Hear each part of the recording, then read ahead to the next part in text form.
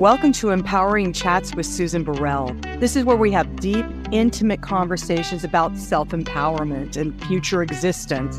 I am an intuitive healer and a light leader who has been called to activate other light leaders. So I'm curious, are you one of them? So by listening, lean in and see if you are ready to be that eternal potential you've been called to be. Using your bravery, your talent, your tenacity, can you be innovative and adventurous in order to activate your light and lead from that place?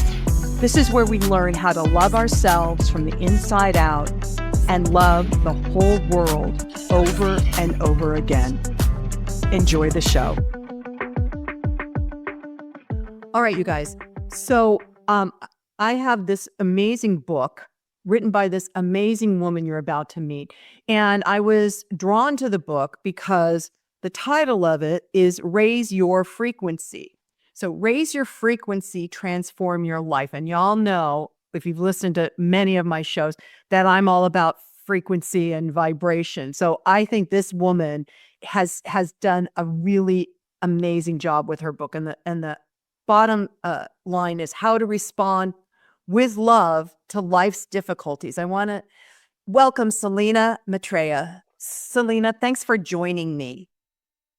A pleasure. Thank you so much for having me here. I'm excited about our conversation. Yeah. So this book you were sharing with me just briefly before we started that it actually came through you during a difficult time, a challenging time. Will you share just a little bit about that before we dive into the juiciness of your book? Yeah, I'd love to. I've been working with my spiritual teacher for about 27, 28 years. And during that time, I've really learned and grown into embodying my spiritual practices and walking through my life 24/7 from the energy of love, which we would all love to do, but we all know it's not an easy thing to do. Um, about 3 or 4 meetings over 26, 27 years ago with her, spirit started channeling through me. And I worked with her to learn how to be a channel, to live my life from integrity so I could be a vessel that was worthy of the divine channeling through me. And fast forward to 2013, I had sold my house after being a single mom for 15 years, keeping my kids in their home and sending them to college. And it was time to sell the family house and move on, and I did. All kinds of plans, moving to New York City, excited that I was going to let go of my consulting business for artists, and had a car event where a woman hit my car 2 days before closing on my house. And I had a small Audi convertible, and she had a big van, and she was going 70 miles an hour. So she hit the car, and I was knocked out on impact. And wonderful things happened in the car. Spirit came through and told me exactly why this was happening. But I was left with a traumatic brain injury that literally took me out of any kind of a normal life for 5 years. And during that time, about a year into it, I was living in New York City and taking a shower. Honestly, Susan, was a big deal. And Spirit started channeling this book. They told me I was to write this book. So I was unable to type because I couldn't focus. I couldn't see. I had no ability to do that. So I recorded the teachings that they shared with me for 5 years in my phone. And then it sounds ridiculous when I say it now, but it's exactly what I did. And then for 2 years, in year 6, when I was able to type, I spent 2 years transcribing it. Then they mysteriously and magically moved me out of the city to Woodstock, New York. And within 3 days, I found Nancy Butler Ross, who was my editor for the book, and a brilliant, brilliant woman.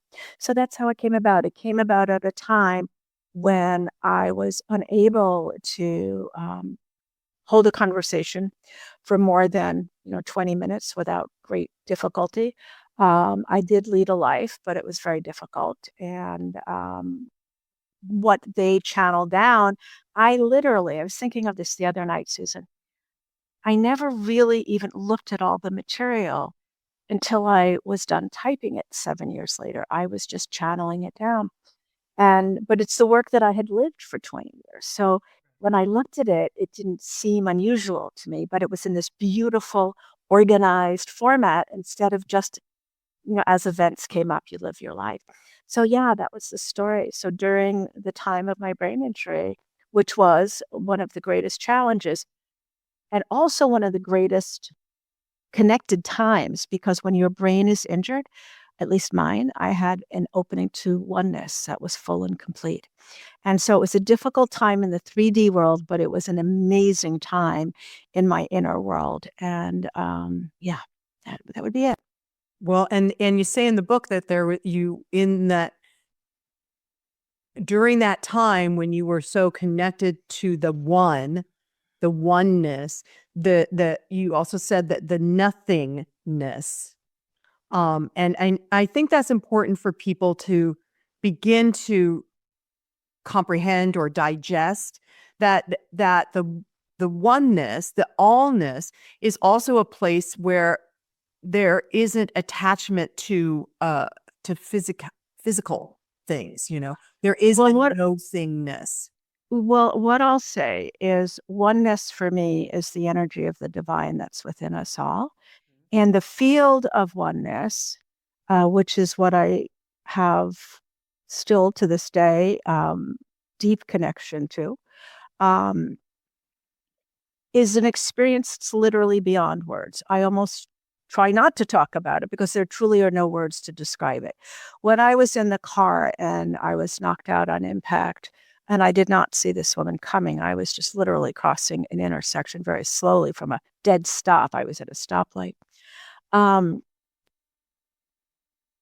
it was the most exquisite experience of my life because there truly is no experience, and the experience of no experience was really beyond anything. And I was fortunate that when and for the next 5 years I could just simply close my eyes and that connection was there.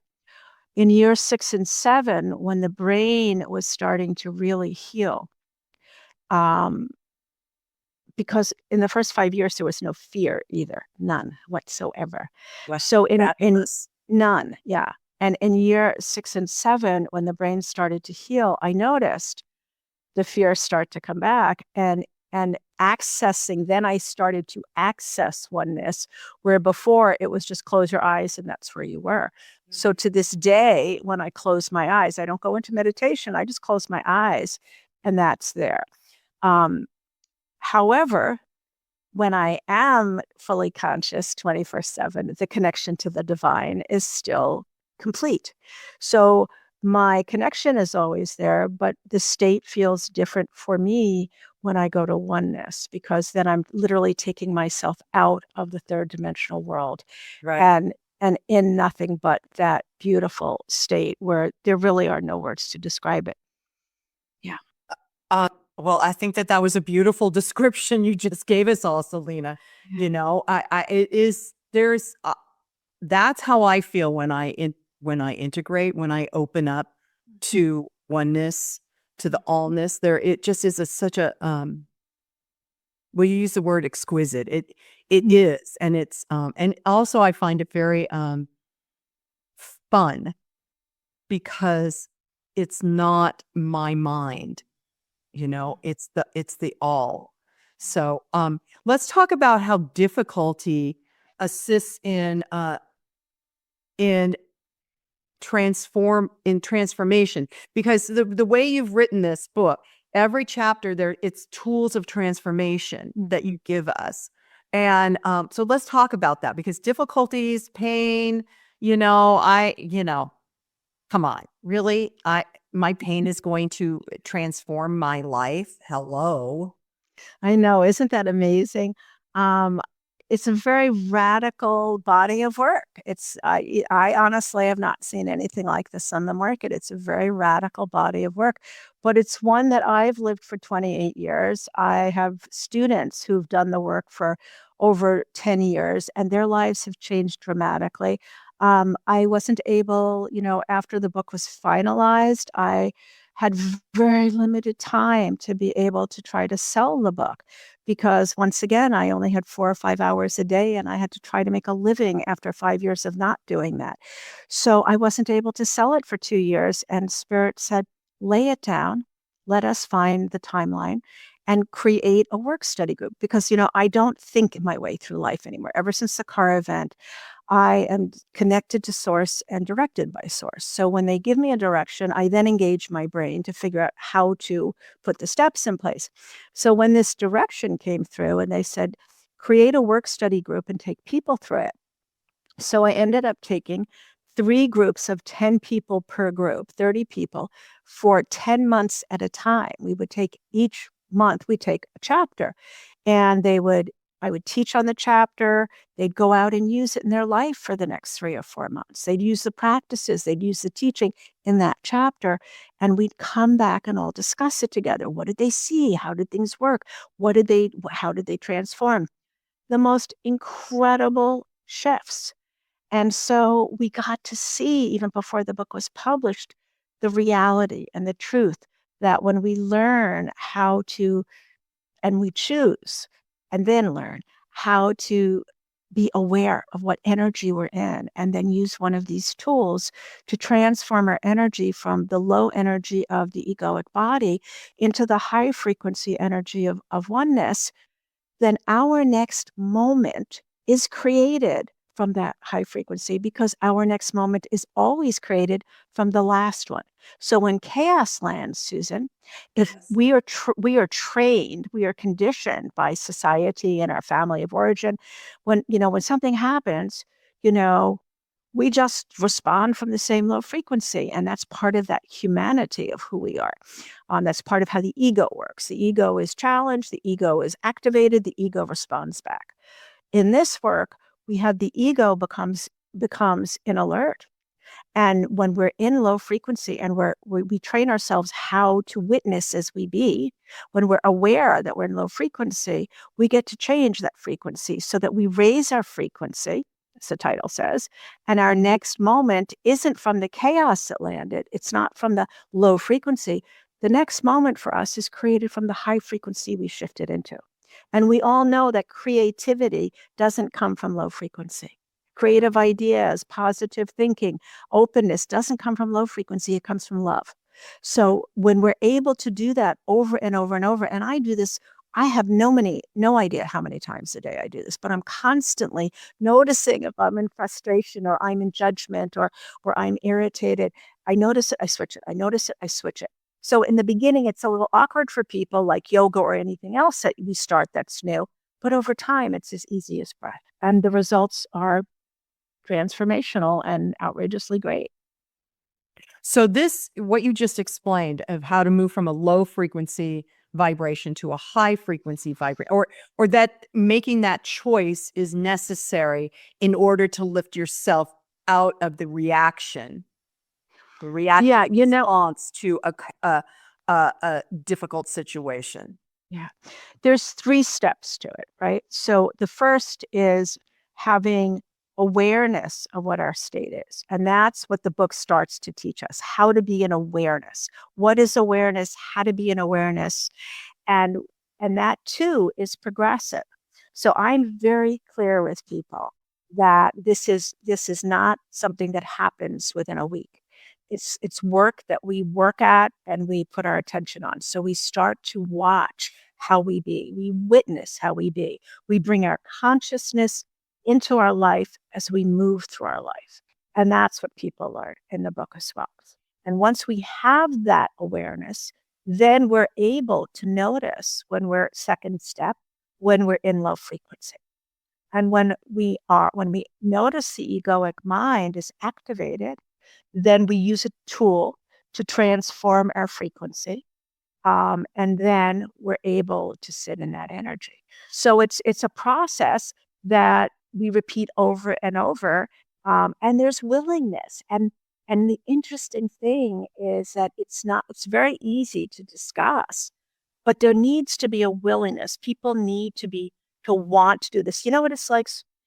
I always compare consciousness, which is a muscle in my world, to working out at the gym. Right. People want to lose weight, they do or they want to get in better shape, they have their New Year's resolutions.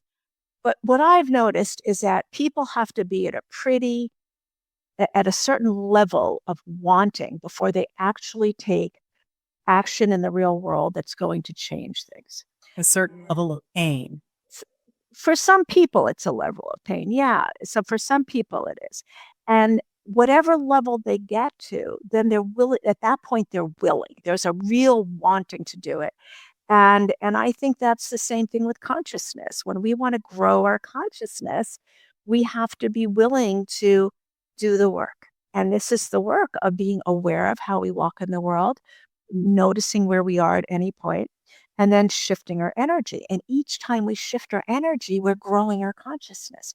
Each time we're aware of where we are in the world, our consciousness is increasing. Because the truth, which I love that Spirit shared so many years ago, is we are our attention, and what we put our attention on grows. So each time we're putting our attention on how are we in the world, that's growing our consciousness. When we notice we're in low frequency and we put our effort into shifting our consciousness, that grows our consciousness.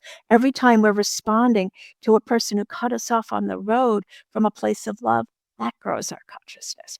And the beautiful thing is each time we do that, we're not polluting the field of oneness with our negativity. Quite the opposite. It goes into the field because everything goes into the field. So I always say when people say, well, Selena, the world is in such a cray place. What can I do to help? Well, you can grow your consciousness because every time, if it starts with us, every single time we put energy into ourselves and shift our energy, we're putting that into the field.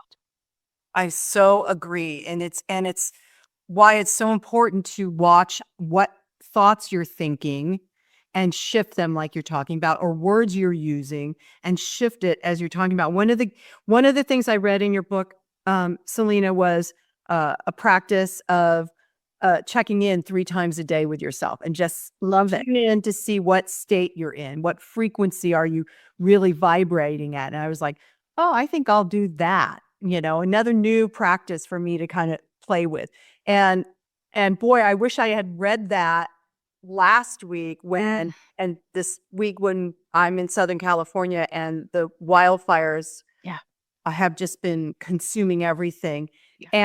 And the buzz, even though I'm not in LA, I'm a little bit north, but the buzz of the trauma is affecting everyone in all the surrounding areas of Los Angeles because we're frequencies, we're vibrational beings. And so I can at least feel the fear and trauma emanating from Los Angeles and the exhaustion that all the people are going through by being unhoused, and the exhaustion the firefighters are going through. So taking a moment 3 times a day to just check in so you can lift your consciousness, right? Well, yes. It'll help everybody else. Well, yes, and there's 2 things I'd like to say. Number 1 is because we're vibrational beings.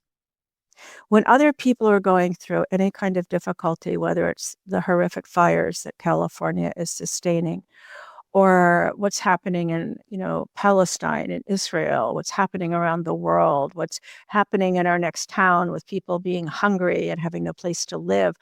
There's so much that goes on. And whenever we feel or begin to feel burdened by that, we have the opportunity, because we are vibrational people, to not be affected by that trauma.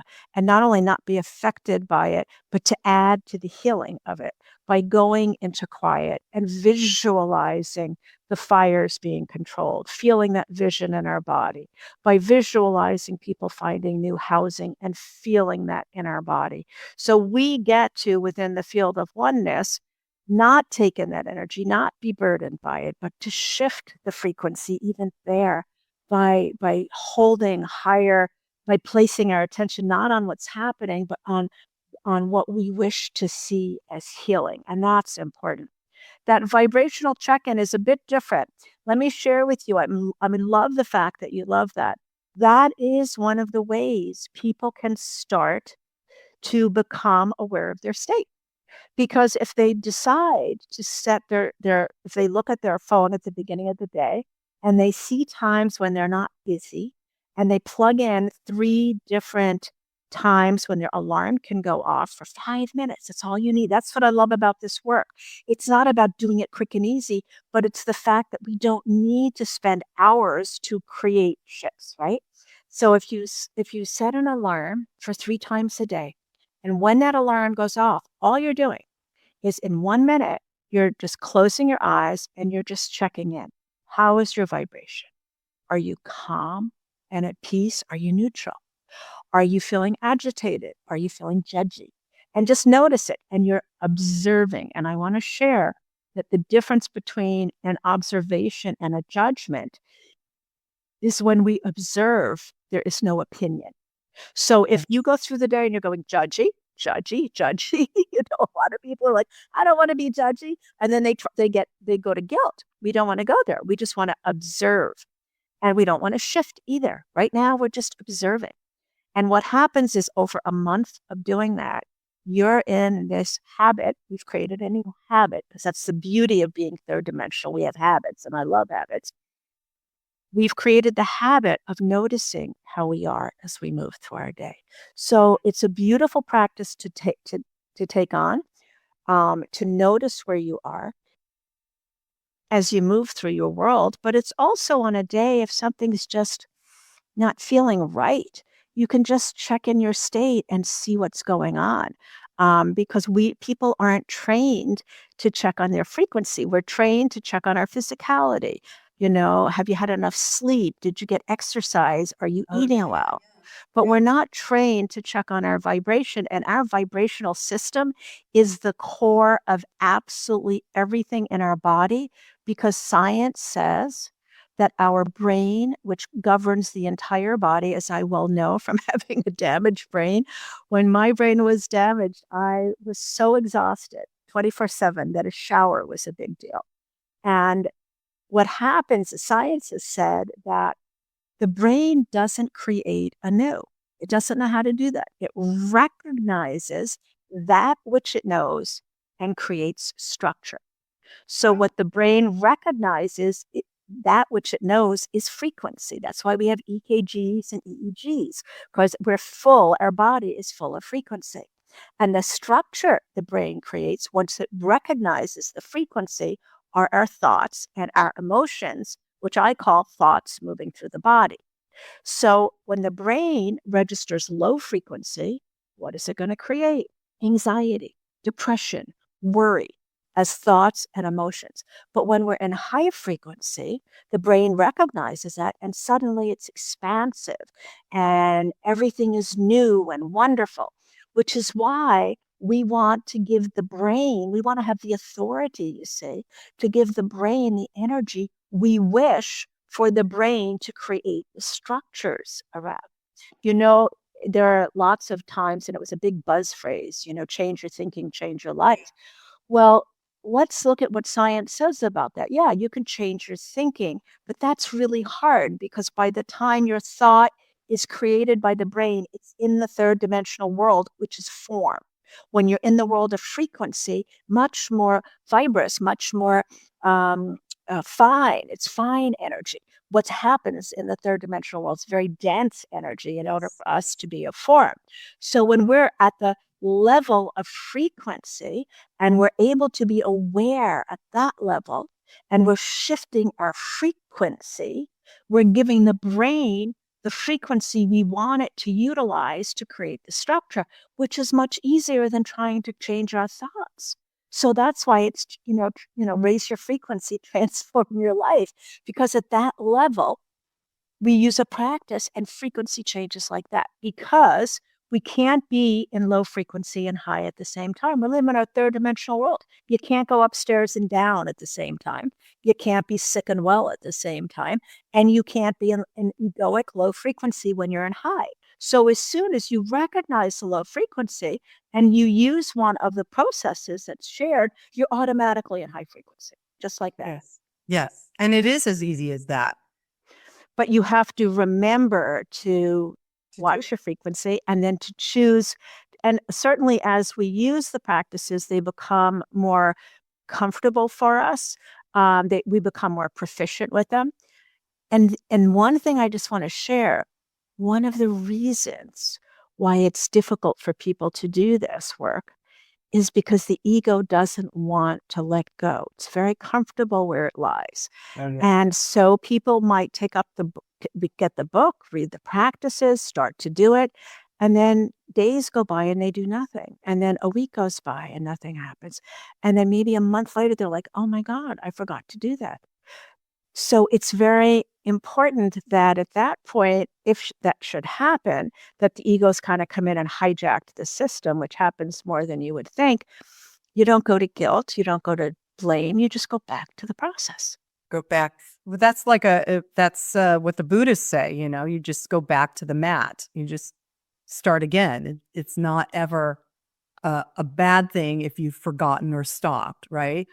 Well, if you it doesn't serve to stop, but it doesn't serve to hold guilt because guilt is such low frequency and you cycle yourself away even further from that neutrality that we're looking for. So if you're doing your practices and then you forget and then you notice and you go, oh, there I go again, and I did it again, and why can't I be consistent? You're filling yourself with so much low frequency, which is the antithesis of what we're looking for. So that's why it doesn't serve, because there's nothing there that serves you. So, Selena, I love that you test drove your book before it was published. I love, because what that says to me is that everything in this book is proven.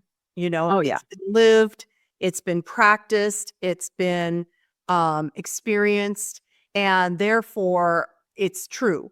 It's not you just It's not hypothetical. right. And it's so many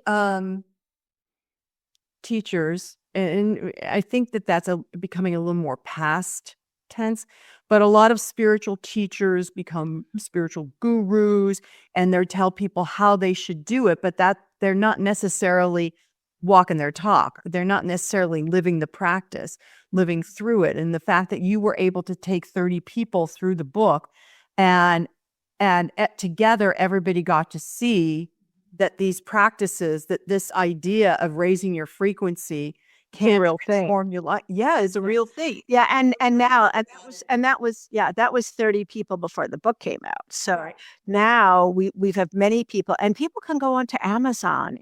People who are buying the book or writing about it. People who went through some of those 30 people speak about the different shifts and changes. I think that is very important. I think what you just said about walking the talk. I've done this work for over 28 years. My name, Selena Maitreya, was given to me when I was 16 years old. That was when I met my first teacher. I'm going to be 70 years old in March. And I've been living this work for, almost half my life. And I have seen so many changes. And I love the fact that it's not just about what happened in my life. I love the fact that my students continually see changes, that I got a letter. Oh my gosh, I've gotten so many beautiful letters from people since the books come out in June. I got a wonderful letter from a 78-year-old woman in Appalachia who wrote to me to tell me how, and I don't know how she got my book. She did not share that, but she wrote me this beautiful handwritten letter on yellow paper like this, 7 pages of it, telling me how the practices that she's using are shifting her and she's losing her fear. John, who's the acquisitions editor at my publisher, when we first spoke, he said, Selena, I've been a Buddhist for 30 years. He said, I have monkey mind. I can't get rid of it. He said, I read your manuscript and I did your breath of life practice and it was gone. We need to get this book out there. So it's story after story of people who are using it. So yes, the author can use it and the author can live her life that way. But what's important is that when the people who purchase the book and use it, that they see the transformation. Yes. And that will happen with the use of the book. It's a workbook. It's meant to be used.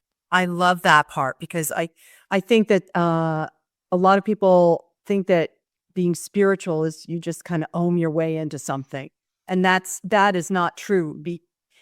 Really living a spiritual life means you have to have a spiritual practice, which means it's ongoing work, which is true because our souls are here to evolve, and that is ongoing work. It's not just one lifetime, one done. Yeah. It's ongoing work. And that takes many lifetimes as the soul evolves and grows and all of that. And so the spiritual practices that you have in the book, besides meditations and checking in with yourself and all that, are just so practical to me. They're just so practical. So Selena, now you have you're coming to California I am. in March to Yes. lead a workshop that's called Raise Your Frequency, Transform Your Life. Yes, I'm coming to the Universal Spirit Center in San Diego to do 4 different events. I'll be sharing a teaching on Sunday. I will be doing we've been doing podcasts every month for the community. We're going to do a live podcast, which will be great because they've been Zoom podcasts. Then there's going to be a Friday night celebration of consciousness and book reading, where I'll read the origin story from the book. And then we do an all-day workshop that's called, as you just said, Raise Your Frequency, Transform Your Life. And I'm very much looking forward to that. It should be a great time because, as you just said, it's a practice. And in this work, the practice that we're using is our daily life. And there is nothing more practical than bringing spirituality, than using our daily life as our practice by being aware of our state when we move through our world and taking the responsibility. I love that word, taking the responsibility for noticing our state and shifting our state so that we are walking in high vibration of love and we are putting that vibration into the collective. So our practice is our daily life. Exactly. And this is what 2025 is all about, you guys. This is 2025. I've talked about this before. It is a series of endings and a series of beginnings. And do you want to consciously begin whatever the next leg of your journey or humanity's journey is? Do you want to consciously invest in being more love, being a higher frequency of that, and making it resonate out and heal? Or do you want to keep doing what you've been doing? Because really what you've been doing is coming to a completion point. And our beginning really needs to be about raising our frequency. We had this opportunity, everybody, during COVID and the lockdown. And I was like, oh my God, it got so quiet. And thank you, Spirit, because hopefully everybody's doing an inner practice, a spiritual practice. And you know what? Afterwards, when everybody started zooming around the freeways again, nobody was in their, I was going to say, Selena, nobody was in their right mind, So it was almost like that, those 3 years of not being able to do anything except be in your home really didn't get what those of us that have a high holy mission to be here on planet Earth right now, we were really praying for. So 2025, you guys, is another pivot point. Do you want to keep doing what you're doing, or do you want to raise your frequency, develop a connected experience with the oneness, with the allness, with all that is, and really shift humanity's trajectory into more love? And this book and Selena's workshop, I'm telling you guys, she just said, it's a practice that has been proven. So I think, and I got chills. I'm getting huge affirmation. Yes. This year, you guys, for soul growth needs to be about raising your frequency and transforming your life. And as we take that on individually as our personal commitment, we then vibrate out to everyone else on the planet. And that's how we as light leaders get to assist others, by raising our frequency. So Selena, thank you so much. Guys, her website will be in the show notes. The information about the workshop coming in San Diego in the first week of March will be in the show notes, so you guys don't have to worry about that you didn't write it down or speak it into your phone like Selena used to do. You can just go to the show notes. So, Selena, is there one more thing you'd like to leave us with? There is. As you were talking, I was listening very, very closely, and Spirit came through. And they wanted to share. In this year, you see, of 2025, this year of 9, and as she who sits in front of you, your beloved Susan, has said, this is indeed the year of endings and beginnings. So may this be the year that you end the separation between you and the divine of who you are within. And you choose to take on this practice of being aware of your state as you move through your world. And you take on the practice, the responsibility of shifting your energy when it is in egoic low frequency, so that you can indeed activate, access, and actualize within you the high holy frequency of love that you are as your response to any difficulty. Why? Not only are you indeed contributing to the collective, but you are building your relationship with the divine of who you are. For as you be and as you do, so shall you be. Each time you put your attention on that high frequency of love of who you are, you become that. Think just for a moment, beloveds, how wonderful it would be for you and for all if every time you had an irritation, every time you had a piece of worry, you changed it into high frequency of love. Think about how connected to the divine you would be, and think about how you grow the divine within you. Yeah. Thank you. There you go. Direct from the source. I love it. And I'm just going to end with, and so it is, namaste. Well, that wraps up our empowering chat for the day. I hope you enjoyed it and found it inspired you to be more empowered. If you want to find out more about me, go to susanburrell.com, my website, and you can see what we're up to. I am teaching classes again, so there's a calendar of that, and you can register. You can check out my book, Live an Empowered Life, a 30-day journey with the companion inspiration cards, or you can access my guided meditations that go through Insight Timer. We got a bunch of stuff on the website. Check it out. And until then, namaste.